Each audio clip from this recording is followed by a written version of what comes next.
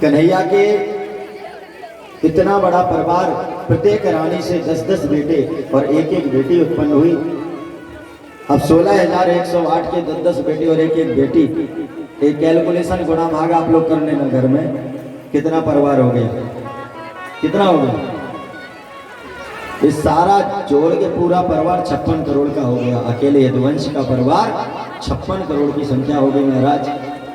और इस प्रकार से पूरा भरा पूरा परिवार है। और इतने बड़े परिवार में रहते हुए भी कन्हैया अति प्रसन्न रहते हैं। ये कन्हैया ने दिखाया है समाज के लिए। हास प्रयास होता है।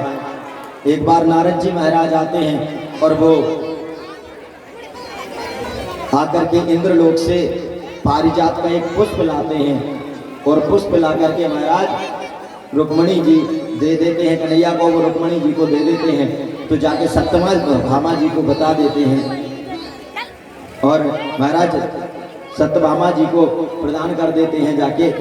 और रुक्मणी जी से शिकायत कर देते हैं कन्हैया नारद जी कि देखो आज हम इंद्रलोक से आए थे तो देवर्षि, अरे वहां पर पारिजात का एक पुष्प लाए थे, बहुत सुंदर होता है जो कभी मुरझाता नहीं है। और वो रुक्मणी के केसों में बड़ा, सत्यभामा के केसों में बड़ा सुंदर लगता है। और इस प्रकार से महाराज ये हास प्रयास नारद जी करते हैं कि कन्हैया का और रुक्मणी का, अन्य रानियों का झगड़ा क्यों नहीं होता।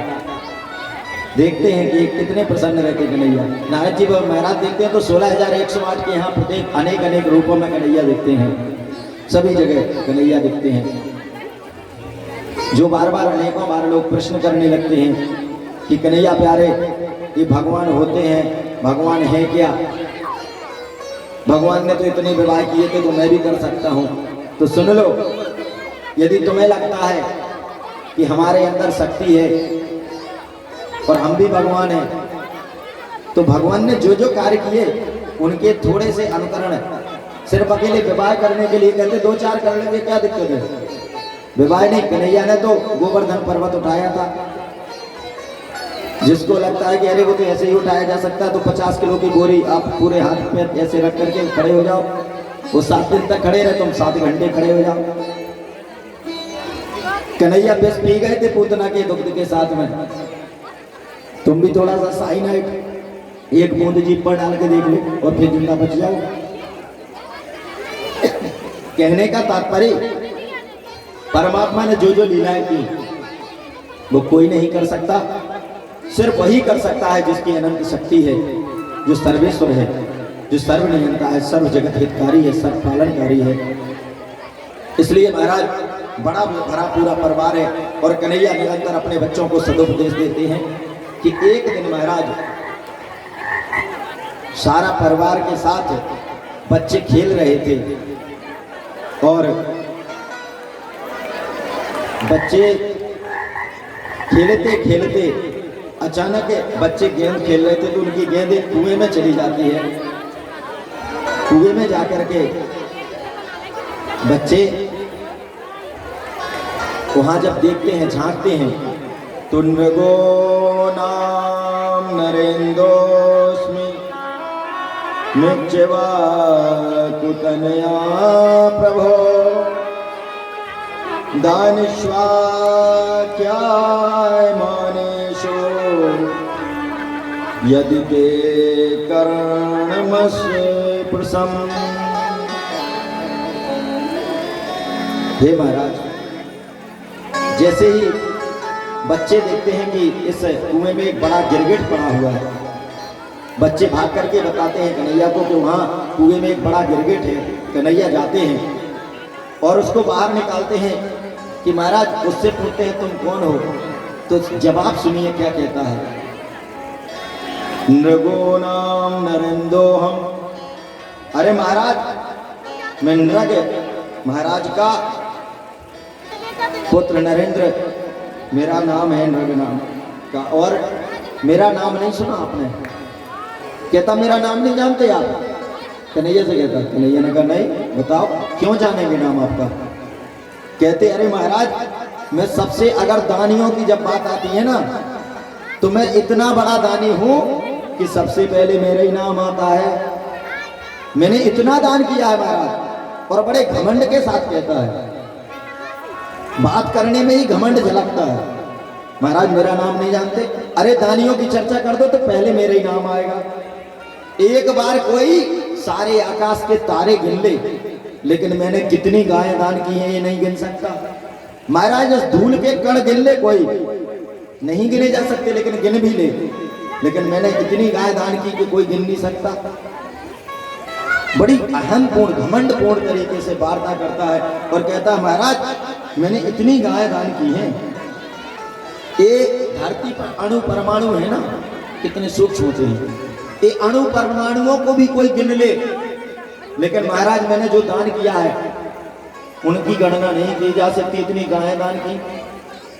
तो भगवान ने कहा, कृष्ण जी ने कहा कि आप ने अगर ऐसी गाय दान की है और आप गिरगिट बने इसमें पड़े हुए हो कुएं में, कारण क्या है? इसका मतलब आपने हो सकता बूढ़ी गाय दान की हो, बिना दूध वाली के घर में पहले लगाते रहे, प्रयोग करते रहे, और जैसे ही गाय काम की ना बची तो दान कर दी। बोले पंडित जी महाराज को दान कर दो। नहीं महाराज, पैशुनी तरुणी शील रूप गुणों पन्ना कपिला हेम श्रृंगी। महाराज ऐसी नहीं, पैशुनी अच्छी गाय, सुंदर गाय, दूध देने वाली, और तरुणी ऐसी नहीं, बूढ़ी गाय नहीं, और बढ़िया तरीके से सोने से सींग मड़ के, चांदी से खुरमड़ के दी है। तो आपका पैसा नंबर 2 का होगा? नहीं महाराज, धन भी मेरा सही था।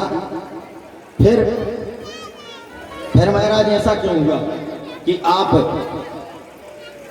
यहां गिरगिट बनकर के कुएं में गिर गए? तब बताता है, कहता है प्रभु एक बार क्या हुआ कि मैं गाय दान करता था और मैंने गाय दान कर दी, और एक ब्राह्मण को जो गाय पहले दान कर दी थी वो किसी कारणवश उसके हाथ से खो गई, और खो गई तो महाराज दोबारा मैंने उसी गाय को फिर से दान हो गई सभी गायों के साथ। और इधर से वो ब्राह्मण दूसरा वाला जिसको दान दी थी लेकर के जा रहा था, वो पहला वाला अपनी गाय को खोज रहा था, दोनों की रास्ते में भेंट हो गई। तो पहले वाले ब्राह्मण ने कहा कि तू मेरी गाय को लेके कहाँ जा रहा? उसने कहा मैं तो राजा से लेके आया हूँ। उसने कहा ये मेरी गाय है। और जो पहला लेके आया वो कहता, पहला वाला कहता मुझको पहले मिल चुकी है, और दूसरा जो लेके आया वो कह रहा मैं राजा के यहाँ से लेके आया हूँ। कोई मानने को तैयार नहीं, दोनों में झगड़ा होने लगा। अंत में दोनों राजा के पास पहुंच गए, और राजा के पास जाकर के दोनों ने बात बताई, महाराज ये मेरी गाय है। उसने कहा दूसरे ब्राह्मण ने कि ये तो अभी आपने मुझको दान में ही दी थी। वो कहता महाराज आपने मुझको 2 दिन 4 दिन पहले दी थी। अब तो महाराज राजा का कोई उत्तर ही नहीं निकला, हम क्या उत्तर दें, क्या कहें, निरुत्तर हो गए। गिरगिट की भांति चुपचाप इधर से उधर मुंडी हिलाते रह गए। इसको देखें, कभी ये बोले तो इसको देखें, इसको देखें। और दोनों ब्राह्मणों ने अंत में क्या किया महाराज, गाय को छोड़ा वहीं पर और कहा हे राजन तूने कोई उत्तर नहीं दिया और तू गिरगिट की भांति से रहला रहा है, जा तू गिरगिट बन जा। और तूने ब्राह्मण का हरण किया है। और महाराज दोनों ब्राह्मण श्राप दे करके चले गए, और महाराज हम गिरगिट बन करके यहाँ गिरे। इस प्रकार महाराज जब प्रार्थना कीजिए हे ब्राह्मण माफ करो, तो उन्होंने कहा ठीक है, तुम जब कन्हैया आएंगे तो वो आपका उद्धार करेंगे। तो आज वो समय आ गया है, मेरा कल्याण हो रहा है महाराज। लेकिन मैं एक बात जरूर कहता हूँ, कन्हैया ने अपने बाल वृंदों को, बच्चों को भी समझाया कि देख लो, ब्राह्मण को दिया हुआ दान और धोखे से भी राजा के यहाँ वापस आ गया। जो गाय दान कर दी थी वो धोखे से आ गई वापस, और महाराज उसको दोबारा दान कर दिया। तो राजा नृग की स्थिति क्या हुई, गिरगिट बनना पड़ा। और जो जोर जबरदस्ती के साथ ब्राह्मण का धन हरण करते हैं उनकी तो क्या हालत होती होगी। महाराज कहते हैं जन्म जन्मांतरों तक विष्टा के कीड़े बनते हैं, बड़ी दुर्गति होती है महाराज। कारण ऐसा ब्राह्मण के धन में क्या है, आखिर ब्राह्मण का धन हरण करने से ऐसा क्यों होता है? इसलिए होता है महाराज, क्योंकि ब्राह्मण के पास अधिकांशतः जो धन होता है और जो ब्राह्मणत्व का कर्म करते हैं, तो वो ब्राह्मण का कर्म करेंगे, उनको धन मिलता है, लोग देते हैं। और जब भी कोई देता है तो कोई राजी तो देता नहीं है। कब देता है महाराज? क्या बताएं, बड़ी दिक्कत हो रही है, बार बार नुकसान हो रहा है। लाओ भैया जन्म तिथि बताओ, देखा भैया तुम्हारा राहु चल रहा है, फिर क्या करें महाराज? हवन कराओ, यज्ञ कराओ। और एक ग्रह क्यों परेशान करते? क्योंकि जब व्यक्ति दान पुण्य नहीं करता तो फिर ग्रह करवाते हैं इस बहाने से, तो चलो बेटा तुम ऐसे नहीं आओगे। अब किसी को 7.5 चल रहा, किसी के ऊपर राहु की दशा है, किसी के ऊपर केतु की दशा है। पंडित जी ने जाप किया, उसने दक्षिणा दी, वो लेके घर में आ गए। कहने का मतलब ब्राह्मण के पास अधिकांशतः जो धन होता है वो लोगों की अलाय बलाय लोग देते हैं। उससे आप आरती लेते हैं, क्या करते हैं? उससे पैसा जो चढ़ाते हैं आरती में, उसमें ही तो कहते हैं हे भगवान हमारा सब कुछ अच्छा हो जाए, हे भगवान जो भी दुख दर्द है वो सारे चले जाए। बोलो यही कहते कि ये कहते हो पंडित जी माला माल हो जाए, हमारे घर में गरीबी आ जाए? बोलो क्या बोलते हो? यही कहते हो ना, भगवान हमारा सिर दर्द करता रहता है, ये कभी ना हो, हमारा भैया बहुत अच्छा पड़ जाए, उसकी शादी भी हो जाए। कहने का मतलब अच्छी चीजें मानते हो, बुराइयों को हे भगवान जितने दुख दर्द हैं वो सभी चले जाएं। हे ज्योति मैया, हे आरती मैया ऐसी कृपा करो। जो भी दान देते हो, जिसने भी दान दिया, इस यज्ञ में भी दान दिया, तो इसी भाव से तो दिया कि ईश्वर हो। लोग बार बार बोलते हैं हमारे सभी भक्तों का कल्याण हो, अन्नपूर्णा मैया भंडार भरे, सारी आपकी दरिद्रता दुख दर्द हट जाए। तो वो कहाँ जाएंगे हट के? वो जहां दान दे रहे हो उसी के साथ तो आएंगे। और इसलिए महाराज शास्त्रोक्त विधान तो ये भी है, और आगे आने वाले समय में ईश्वर ने चाहा तो वो व्यवस्था भी हम कर देंगे।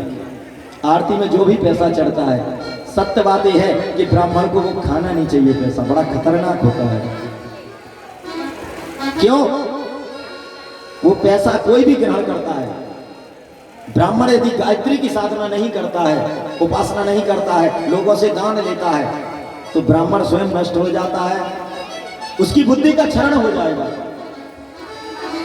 आपने अलाय बलाएं दी और वो सारी हम खा रहे हैं, ग्रहण कर रहे हैं उस अन्न को, तो उसको पचाने के लिए ताकत भी तो चाहिए। वो ताकत गायत्री साधना से आती है। इसलिए ब्राह्मण की उपासिका गायत्री है, और उसको जो गायत्री जाप हवन यज्ञ नहीं करते हैं ब्राह्मण, वो सिर्फ दान लेते रहते हैं, महाराज विनाश हो जाता है। बात बड़ा कठिन काम है। ऐसा नहीं कि सिर्फ आपके लिए नियम है, ब्राह्मणों के लिए भी है। इसलिए जो यज्ञ तप जप प्रभु की प्रार्थना नहीं करेंगे, भक्ति नहीं करेंगे और दान लेते रहेंगे, तो उनका भी नुकसान होता है।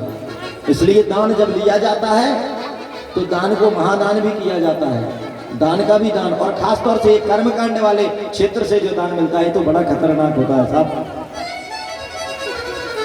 इसलिए सारी अलाय बलाएं दे करके लोग धन देते हैं, अलाय बलाएं भेजते हैं, और वो धन ब्राह्मणों के पास होता, और अगर उसको किसी ने हरण कर लिया तो उसकी तो स्थिति समझ लो कि ब्राह्मण ने तो साधना कर ली तो उससे अपना बच लेता है जितना कुछ हद तक हुआ, यदि पूर्ण नहीं करता तो वो भी भोगता है।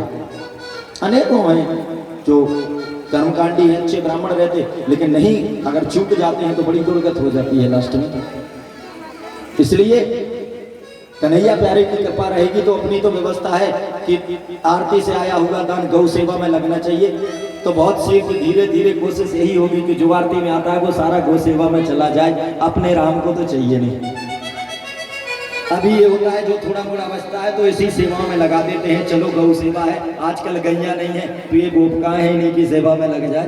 तुम ही लोगों की चटाई मिठाई खटाई जो भी होती है तो उसी पे खर्च करने में रहते हैं, जोड़ के रखने की तो तमन्ना रखते नहीं। पता है क्योंकि कि इस धन का क्या होगा, और ये जानना जरूरी है, खासतौर से ब्राह्मण को जो इस कर्म को कर रहा है। कन्हैया इस प्रकार से पूरे परिवार को समझाते हैं कि कभी भी किसी का धन हरण नहीं करना, किसी का भी नहीं, लेकिन यदि ब्राह्मण का किया तो महाराज बड़ा नुकसान होगा। और इसीलिए राजा नृग गिरगिट बने थे और महाराज नृग का उद्धार हो जाता है।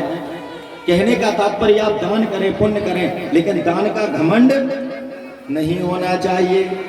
यदि आपको दान का घमंड आ गया तो आपका सारा दान पुण्य करना व्यर्थ हो गया। ये बात याद रखनी है। दान करने के साथ साथ बहुत से ऐसे दानी हुए हैं कि जो दान तो करते थे महाराज, लेकिन दान करने का घमंड बिल्कुल नहीं था। दान करते थे और नीचे को नयन कर लेते थे। एक महात्मा जी दान देते थे, नीचे झुका के सिर और ऐसे डाल देते थे दान। देखते नहीं थे चेहरा सामने वाले का कौन लेके जा रहा। किसी ने कहा तुम देखते क्यों नहीं हो?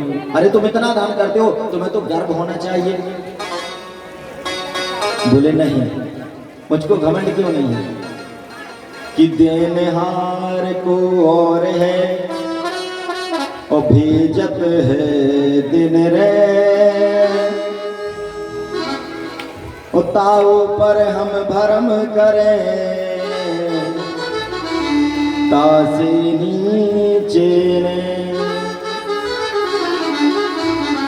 हे महाराज, कहते देने वाला तो कोई और है, वो दे रहा है, हम उसको दे रहे हैं, वो हमको दे रहा और हम उसका धन दे रहे हैं। इसीलिए इसमें हम क्या घमंड करें, क्या ऊपर देखें, नीचे सिर झुका के देते हैं। क्यों? ये मेरा थोड़ी कुछ है। हम लोग गाते भी हैं, स्वामी सब कुछ है तेरा, तेरा तुझको अर्पण क्या लागे मेरा, और है भी उस परमात्मा का, जानते भी हैं, लेकिन फिर भी जब देते हैं तो इस बात का आ जाता गर्व, ये तो मैंने दिया, ये तो मैंने किया।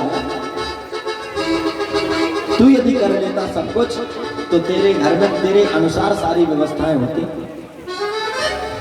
फिर तेरे पास उतनी ही संपत्ति क्यों है जितनी वो चाहता है। तेरी मर्जी से नहीं हो रहा, मर्जी उसकी होती है। इसलिए महाराज इस बात पर घमंड ना हो, अहम ना हो।